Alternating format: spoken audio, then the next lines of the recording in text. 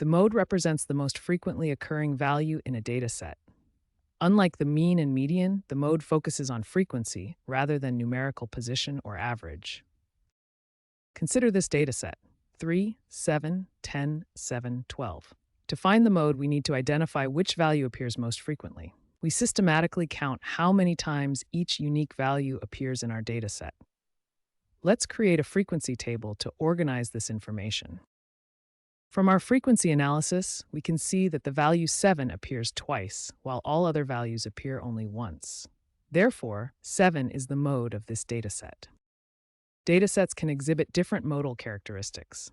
A dataset may have one mode, called unimodal, two modes, called bimodal, multiple modes, called multimodal, or no mode at all, when all values appear with equal frequency. Understanding the mode requires recognizing several key characteristics. The mode is determined by frequency rather than numerical magnitude, can be applied to any type of data, including categorical data, remains unaffected by outliers, and may not always exist or be unique in a dataset. The range is a fundamental measure of variability that quantifies how spread out the values in a dataset are. It provides immediate insight into the dispersion of data points. The range is mathematically defined as the difference between the maximum and minimum values in a dataset. This simple calculation provides a quick measure of how widely the data values are distributed. Let us examine a concrete example using the dataset containing the values 1, 2, 3, 4, and 5. We will calculate the range step by step. First, we visualize our data points on a number line. Each value is represented as a point showing the distribution of our dataset. Step 1. Identify the minimum value, which is 1, and the maximum value, which is 5. These are the extreme values that define the boundaries of our dataset. The range represents the total span of the data, stretching from the minimum to the maximum value. This visual span helps us understand the spread of our dataset. Step 2. We apply the range formula. The maximum value is 5, the minimum value is 1, therefore the range equals 5 minus 1, which equals 4. The calculated range of 4 tells us that our data values span 4 units. This measurement provides immediate insight into data variability. Larger ranges indicate more dispersed data, while smaller ranges suggest more tightly clustered values. To illustrate this concept further, consider two additional datasets. Dataset A has values from 10 to 14 with a range of 4, showing low variability. Dataset B spans from 5 to 25 with a range of 20, demonstrating high variability. The range immediately reveals the degree of data dispersion. We examine a practical case study involving salary distribution within a company to demonstrate how outliers can significantly impact statistical measures, particularly the mean. Consider a company with 22 employees. The majority of workers, including regular staff and senior personnel, earn salaries clustered around $2,000 per month. However, this company also employs two executives who earn substantially higher salaries, $800,000 and $1.2 million per month, respectively. These represent extreme outliers in our data set. Now we calculate the mean salary by summing all individual salaries and dividing by the total number of employees. This calculation includes both the typical salaries and the extreme executive compensation. The total sum equals $2,041,600. Dividing this by 22 employees yields a mean salary of approximately $92,800 per month. This mean salary of $92,800 is highly misleading. It suggests that a typical employee earns nearly $93,000 monthly, when in reality, most employees earn only around $2,000. The median provides a more accurate representation of typical employee compensation. When we arrange all 22 salaries in ascending order, the median is the average of the 11th and 12th values. Since the first 20 employees earn between $2,000 and $2,500, both the 11th and 12th positions fall within this range. The median salary is approximately $2,100 per month. The median of $2,100 provides a far more accurate representation of what a typical employee actually earns. This demonstrates why the median is often preferred when dealing with datasets containing extreme outliers. as it remains unaffected by these extreme values. Test score analysis demonstrates how statistical measures provide comprehensive insights into class performance. We will examine a data set of 15 student test scores to understand what these measures reveal about academic achievement patterns. First, we calculate the mean by summing all scores and dividing by the number of students. The sum of all 15 scores is 1,293. Divided by 15 students gives us a mean of 86.2 points. Next, we find the median by arranging scores in ascending order and identifying the middle value. With 15 scores, the eighth value in our sorted list is 87, making this our median. For the mode, we examine frequency of occurrence. In this dataset, no score appears more than once, indicating there is no mode.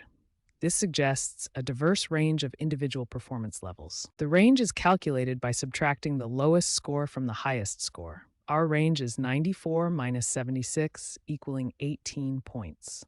This indicates the spread of performance across the class. Now we analyze what these statistics reveal about class performance. The summary shows a mean of 86.2, median of 87, no mode, and range of 18 points. The analysis reveals several key insights about this class. The mean of 86.2 indicates above-average performance overall. The close proximity of mean and median suggests a relatively balanced distribution without extreme outliers, significantly skewing the average. The range of 18 points provides important information about performance variability. This moderate range suggests reasonable consistency in student achievement, though not exceptionally narrow. Most students performed within a similar band of competency. In contrast, a class with high mean and narrow range would indicate consistently high performance across all students. Conversely, a wide range would suggest significant performance gaps, requiring differentiated instructional approaches to address varying student needs. In statistical analysis, the relationship between mean, median, and mode varies significantly depending on the shape of the data distribution. Understanding this relationship is crucial for proper data interpretation. In a perfectly normal distribution, also known as a bell curve, the mean, median, and mode all occur at exactly the same point. This creates a symmetrical distribution where all three measures of central tendency converge at the peak of the curve. However, when data deviates from a normal distribution, these three measures begin to diverge, each providing a different perspective on the data's central tendency. This divergence is particularly evident in skewed distributions. In a right-skewed distribution, where the tail extends toward higher values, the mean is pulled toward the tail and becomes greater than both the median and mode. The mode remains at the peak. The median falls between the mode and mean. Conversely, in a left-skewed distribution, where the tail extends toward lower values, the mean is pulled in the opposite direction. Here, the mean becomes less than both the median and mode, with the median again falling between the other two measures. This divergence of central tendency measures provides valuable insights into data characteristics. The median remains relatively stable and represents the true middle value, while the mean reflects the influence of extreme values. The mode indicates the most common occurrence, regardless of distribution shape. Understanding these relationships enables analysts to select the most appropriate measure of central tendency for their specific dataset and analytical objectives. The distribution shape fundamentally determines which measure best represents the typical value in the dataset. When we add a constant value to every data point in a dataset, this transformation has predictable effects on our statistical measures. Understanding these effects is crucial for data analysis and interpretation. Let's begin with a simple data set containing 5 values, 2, 4, 6, 4, and 8. We'll examine what happens when we add the constant value 3 to each data point. First, let's calculate the key statistics for our original data set. The mean is 4.8, the median is 4, the mode is 4, and the range is 6. Now we add the constant 3 to each data point. This transformation shifts every value upward by exactly 3 units, creating our new dataset. The resulting new dataset contains the values 5, 7, 9, 7, and 11. Each original value has been increased by exactly 3 units. Let's examine how this transformation affects our statistical measures. The new mean is 7.8, the median is 7, and the mode is 7. Notice that each of these values has increased by exactly 3, the same constant we added. However, the range remains exactly the same at 6. This is because the range measures the spread of the data, and adding the same constant to every value doesn't change how spread out the values are relative to each other. This principle extends to other measures of spread as well. The interquartile range, standard deviation, and variance all remain unchanged when we add a constant to every data point. This transformation property is fundamental in statistics and has practical applications in data normalization, scaling, and analysis. Understanding how constants affect different statistical measures helps us make informed decisions about data transformations. When we add or remove extreme values from a dataset, the mean and median respond very differently. Understanding this difference is crucial for proper statistical analysis. Let's begin with a simple dataset: 12, 15, 18, 20, 22, 25, and 28. These values represent a fairly uniform distribution. First, let's calculate the mean by adding all values and dividing by the count. The sum is 140, divided by 7 equals 20. The median is the middle value when data is sorted. Since we have 7 values, the median is the fourth value, which is 20. Now let's add an extreme value of 100 to our dataset and observe how this outlier affects our measures of central tendency. Let's recalculate the mean. The new sum is 240 divided by 8 equals 30. Notice how the mean increased dramatically from 20 to 30. However, the median remains remarkably stable. With 8 values, the median is the average of the fourth and fifth values, 20 and 22, giving us 21. The mathematical explanation is clear. The mean incorporates the actual value of every data point, so extreme values directly impact the calculation. The median only considers position, not magnitude. When removing extreme values, the same principle applies in reverse. The mean will shift significantly toward the remaining data, while the median shows minimal change unless the removal affects the middle position. This fundamental difference makes the median a more robust measure of central tendency when dealing with skewed data or outliers, while the mean provides a complete mathematical average of all values. When working with large datasets, organizing information becomes essential for effective analysis. Frequency tables provide a systematic method for organizing and summarizing data by showing how often each value appears. This scattered arrangement of data makes it difficult to identify patterns or calculate statistical measures. A frequency table transforms this disorganized information into a structured format that clearly shows each unique value and how many times it occurs. The frequency table consists of 2 columns. The first column lists each unique value in the dataset, while the second column shows the frequency, or count, of how many times each value appears. Let us populate this table with our test score data. From a frequency table, we can efficiently calculate statistical measures. The range represents the spread of our data and is calculated as the difference between the highest and lowest values in the table. In our example, the highest score is 95 and the lowest is 78. The mode representing the most frequently occurring value is easily identified in a frequency table by locating the value with the greatest frequency. In our test score example, the score of 85 appears 4 times, making it the mode of this dataset. Frequency tables provide several advantages for data analysis. They organize information systematically, making it easier to identify patterns and calculate statistical measures. The structured format allows for quick identification of the most and least common values, while also facilitating the calculation of measures of central tendency and variability.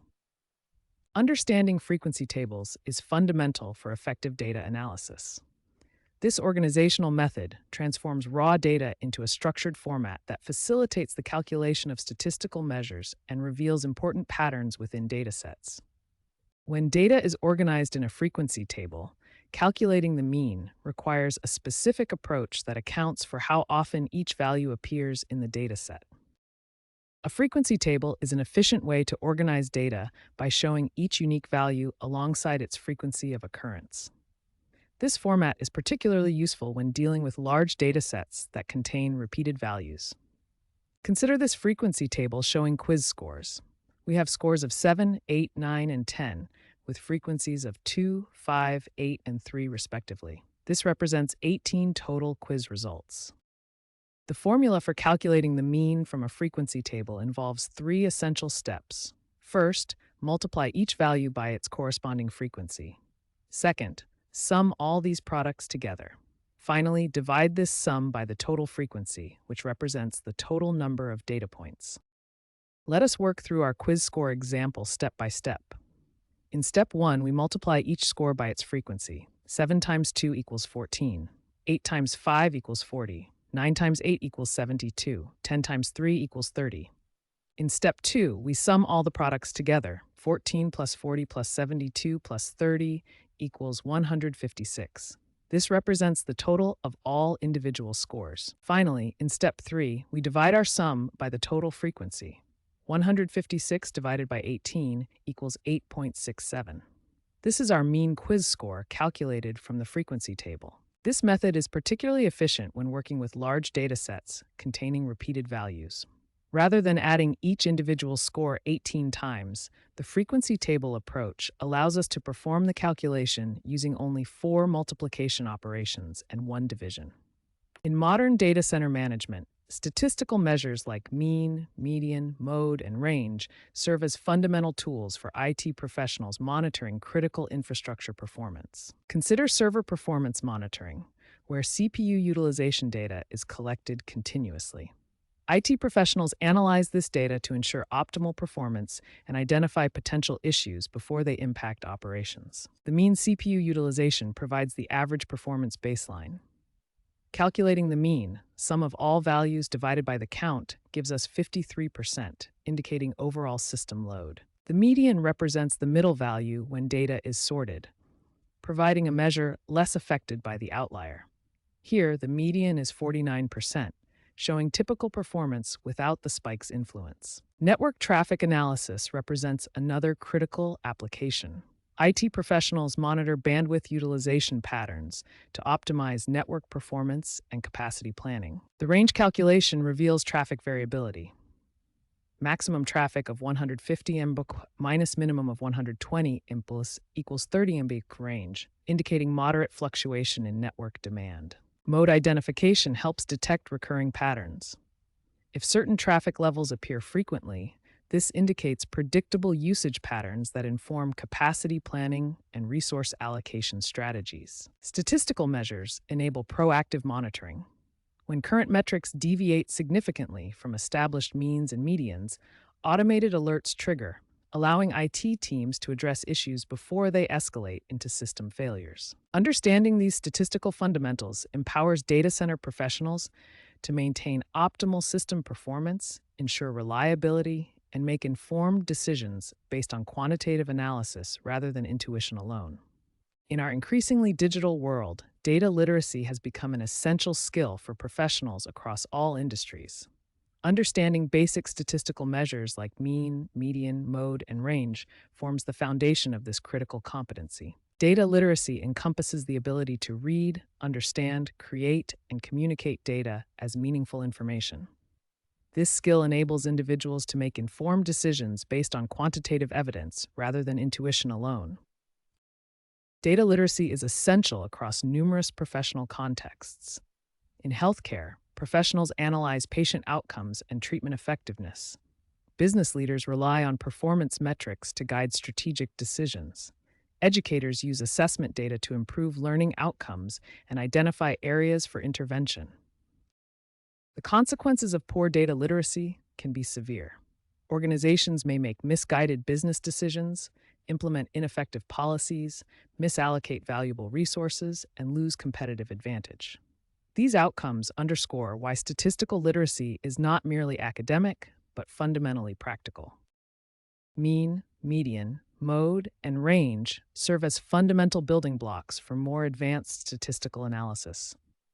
Mastering these basic measures provides the conceptual framework necessary for understanding complex data science techniques, predictive modeling, and advanced analytics used in modern organizations.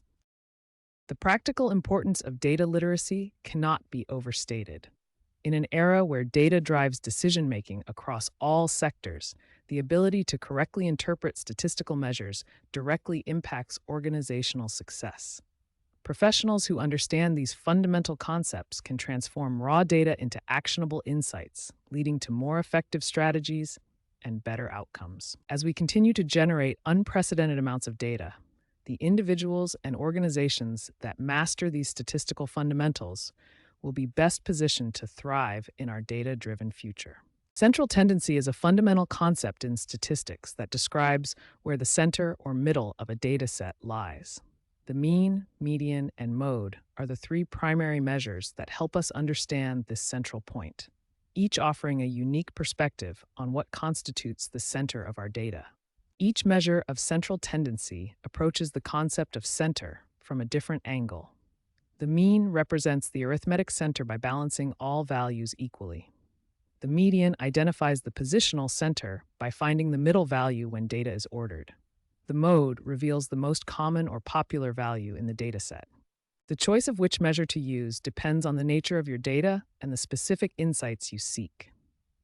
Each measure provides valuable information, and understanding their strengths helps you select the most appropriate one for your analysis. Consider this dataset of 10 values. When we calculate all three measures of central tendency, we can see how each provides a different perspective on the center. The mean gives us the arithmetic average, the median shows us the middle position, and the mode reveals the most frequent value. In this example, all three measures are relatively close, indicating a fairly balanced distribution. However, in datasets with outliers or skewed distributions, these measures can differ significantly, making the choice of which to use crucial for accurate data interpretation and analysis. The range serves as a fundamental measure of variability in statistics, providing crucial information about how spread out our data values are across the dataset. Range is calculated as the difference between the maximum and minimum values in a dataset. This simple calculation tells us how spread out our data points are from the smallest to the largest value. Consider dataset A with values 8, 9, 10, 11, and 12. These values are clustered closely together, indicating low variability in the data. The range is calculated as 12 minus 8, which equals 4. This small range of 4 indicates that the data points are tightly clustered with low variability. Now consider dataset B with values 2, 5, 10, 15, and 18. These values are spread much further apart across a wider range, indicating high variability in the data. The range is calculated as 18 minus 2, which equals 16. This large range of 16 indicates that the data points are widely spread with high variability. Understanding range as a measure of variability provides several key insights. A larger range indicates greater variability in your dataset, while a smaller range indicates less variability. Unlike measures of central tendency, range specifically tells us about data spread. The calculation remains straightforward. Simply subtract the minimum value from the maximum value. In practical applications, range helps assess data consistency and reliability. A low range suggests predictable and stable patterns in your data, while a high range indicates diverse and variable outcomes that may require different analytical approaches. Selecting the appropriate measure of central tendency is crucial for accurate data analysis. The choice depends on your data's characteristics, distribution, and the specific insights you need to extract. We have three primary measures of central tendency to choose from: the mean, median, and mode. Each serves different purposes and is optimal under specific conditions.